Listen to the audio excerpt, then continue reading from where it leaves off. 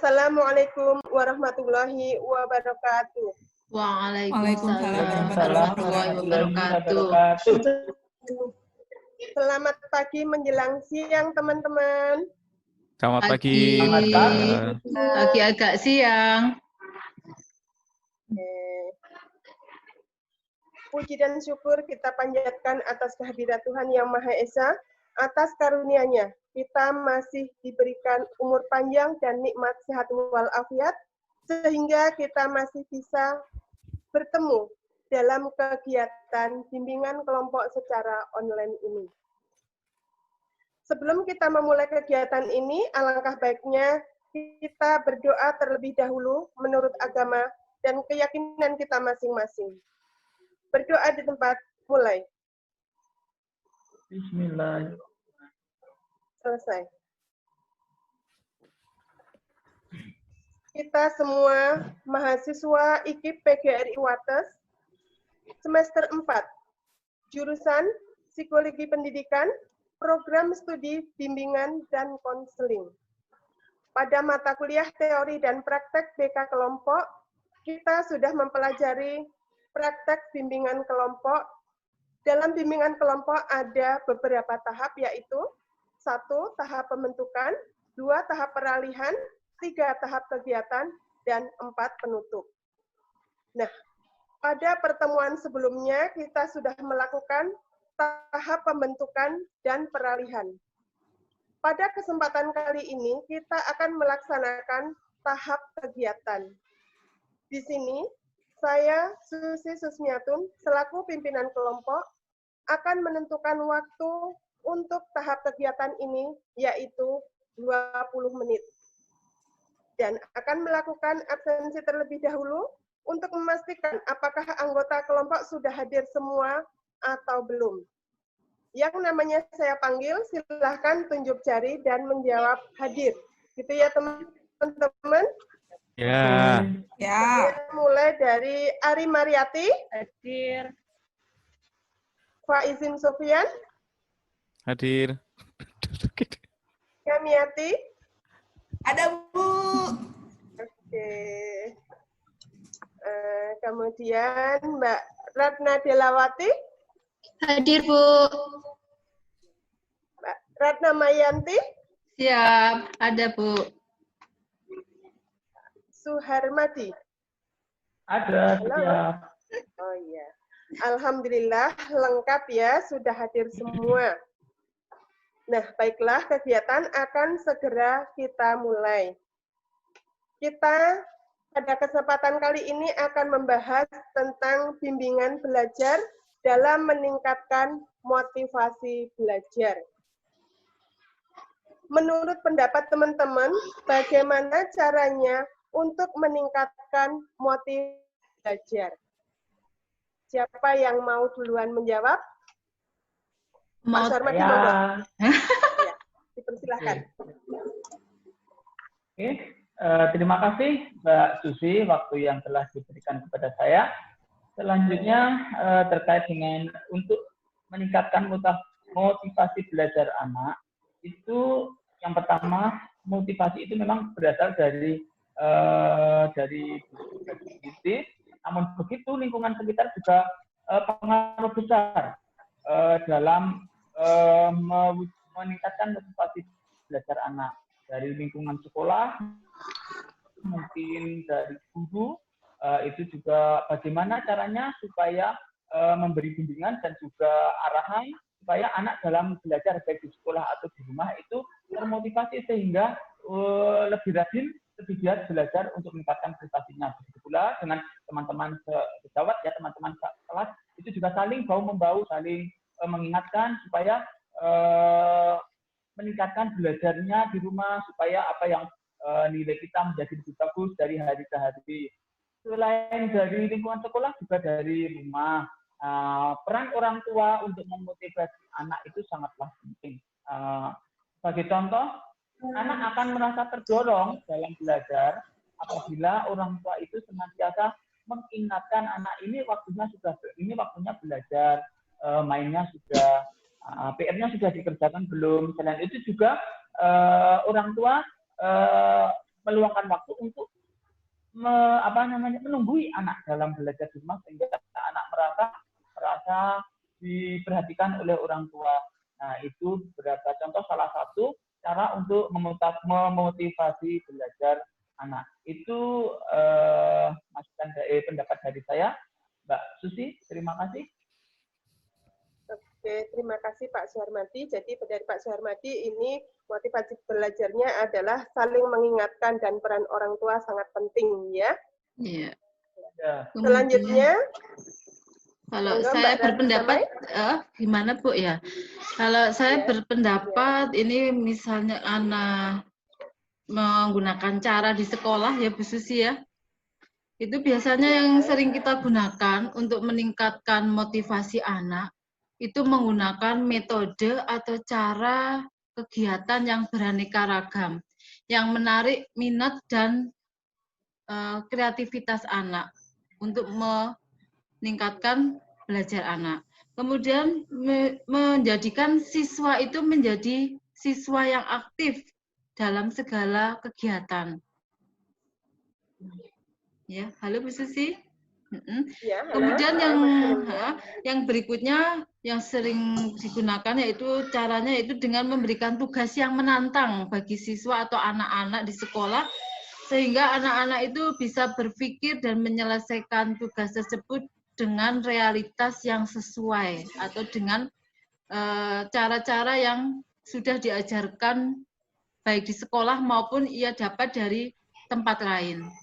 Kemudian yang berikutnya itu ada lagi yaitu tentang menciptakan suasana kondusif di dalam kelas. Itu juga bisa meningkatkan cara belajar anak untuk meraih hasil yang maksimal. Jadi belajar di kelas itu adalah suatu hal yang sangat kondusif untuk siswa, Bu. Kemudian yang berikutnya itu ada lagi memberikan tugas secara proporsional atau berkelanjutan. Jadi tugas ini sudah selesai, langsung dilanjutkan tugas berikutnya, anak-anak merasa tertantang. Kemudian yaitu melibatkan diri secara langsung. Sehingga anak kalau misalnya ada banyak pertanyaan yang perlu ditanyakan, anak bisa langsung bertanya kepada gurunya atau mungkin juga langsung kepada orang tuanya. Seperti itu Bu, kira-kira yang bisa saya paparkan di sini. Oke, terima kasih Mbak Ratna Mai. Berarti dari Mbak Ratna Mai ini tadi pendapat Mbak Ratna Mai dari metode kegiatan, minat kegiatan, kemudian memberikan tugas yang menantang ya Mbak Ratna ya. Oke, untuk selanjutnya ini dipersilahkan untuk menyampaikan pendapatnya. Monggo untuk waktu. Menurut saya, selain apa ya? Kalau menurut saya, selain apa yang disampaikan Pak Sudarmadi dan Mbak Ratna dan motivasi belajar pada anak, penting juga untuk memotivasi anak itu kita berikan reward ataupun penghargaan kepada anak. Sehingga ketika anak melakukan sesuatu, dia merasa dihargai atas apa yang dia lakukan. Nah, dari situ dia bisa terpacu, termotivasi lagi untuk lebih giat lagi belajar seperti itu. Itu saja, Bu. Terima kasih Mbak Kemi. Berarti pendapat dari Mbak Kemi ini memberikan reward supaya Langsung keluar. Anak bersemangat untuk. Selanjutnya Mbak Ratna Delawati, dipersilahkan. Ya, kalau menurut saya itu sesuai dengan metode yang diminati, Bu. Misalnya anak itu suka belajar apa gitu, mungkin dengan ada cara yang berbeda-beda ya, bisa membaca, menonton, mendengar. Itu untuk bisa menumbuhkan semangat belajar anak.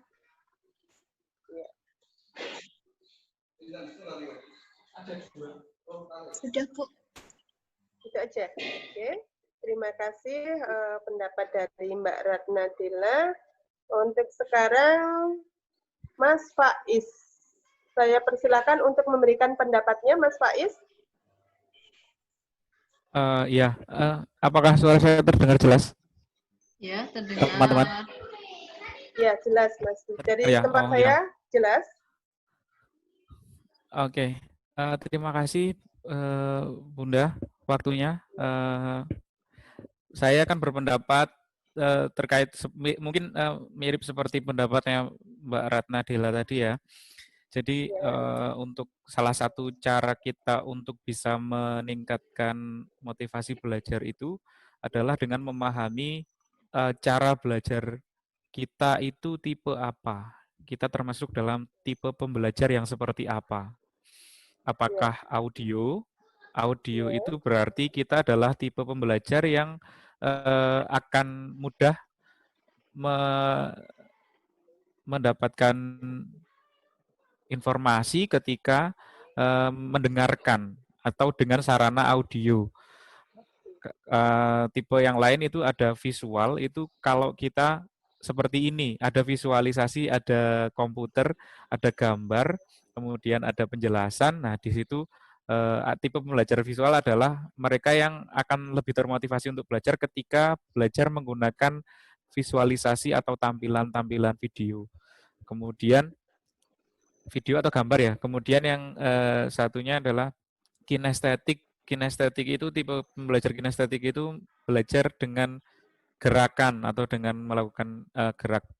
Terus yang ada juga yang tipe audio visual yang tadi mengkombinasikan suara, gambar dan penjelasan. Jadi ada penjelasan, ada gambar, ada suara. Jadi tergabung dalam video itu audio visual cocok untuk mereka yang dengan tipe audiovisual. Itu saya, Bunda. Terima kasih.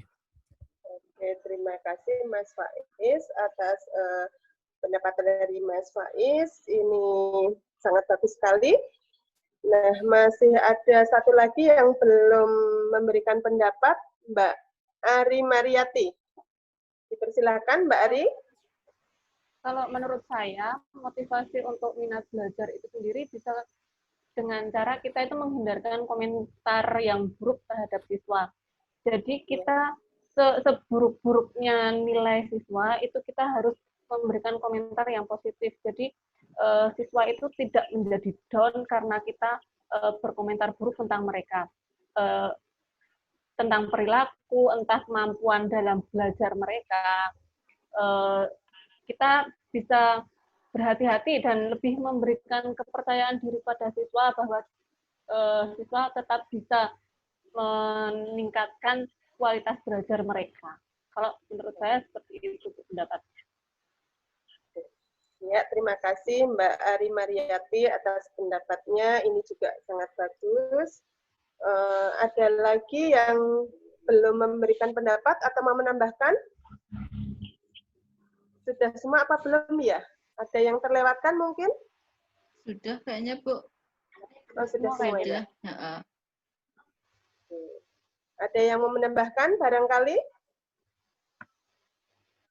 Kalau saya sudah. Kalau mungkin ada tambahan itu, kalau menilai anak walaupun di rumah maupun di sekolah itu janganlah kita untuk berkomentar buruk ya Bu ya terhadap hasil dari siswa, baik hasil belajar maupun hasil lainnya. Jadi anak-anak tetap termotivasi untuk belajar. Kalau misalnya ada anak yang nilainya jelek terus kita berkomentar yang kok kamu bodoh, kamu tidak, itu akan mengdown anaknya menjadi turun. Kayaknya seperti itu ya Bu ya. Kalau menurut saya pengalaman-pengalaman yang sering terjadi seperti itu, anak bukannya termotivasi untuk belajar kembali. Kalau kita sering mengejek, menghina, malah anak-anak itu kadang malah sering jadi malas belajar dan juga sering malas untuk ke sekolah. Itu kayaknya yang sering terjadi seperti itu, Bu. Itu mungkin yang sedikit yang bisa saya tambahkan. Karena Mbak Ratna Mai kan sudah berpengalaman di bidang BK ini, saya boleh tanya sedikit ke Mbak Ratna Mai? Gimana, Bu? Bagaimana caranya kalau misalnya si anak tadi nilainya jelek, terus bagaimana orang tua menyikapi anak itu?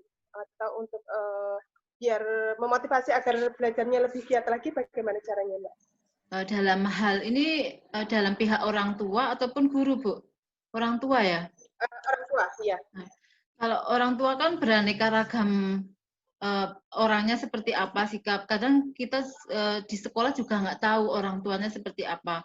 Nah, kita mengetahuinya dengan cara soal memanggil anak tersebut kita tanya dengan baik-baik, dengan cara halus, kenapa kamu seperti ini? Apakah kamu ada masalah atau mungkin problem yang sedang mereka pikirkan atau yang sedang mereka alami? Itu pun juga menjadi satu faktor ya Bu, faktor utama kenapa mereka sampai mendapatkan nilai yang buruk, dan mungkin bahkan sebenarnya mereka bisa, tapi karena mungkin kondisinya yang menghambat mereka untuk mau belajar dan apa, itu sering sekali yang saya dapatkan di sekolah seperti itu, Bu.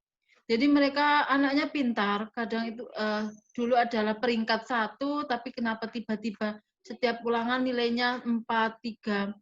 Nah, orang tua itu kadang juga kita sering berhubungan, Bu, secara langsung dengan orang tua, karena mungkin bertukar nomor HP untuk koneksi langsung dengan orang tua.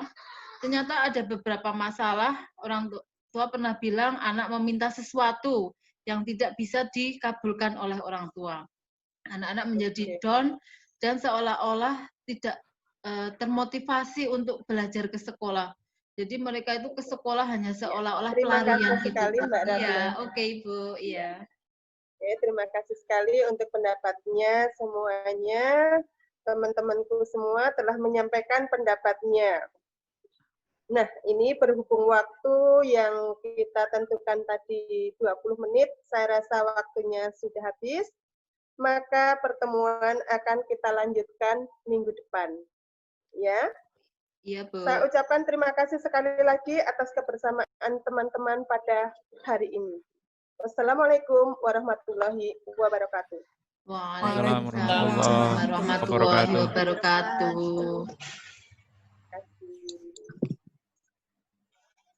Oke, evaluasi dulu. Evaluasi ya.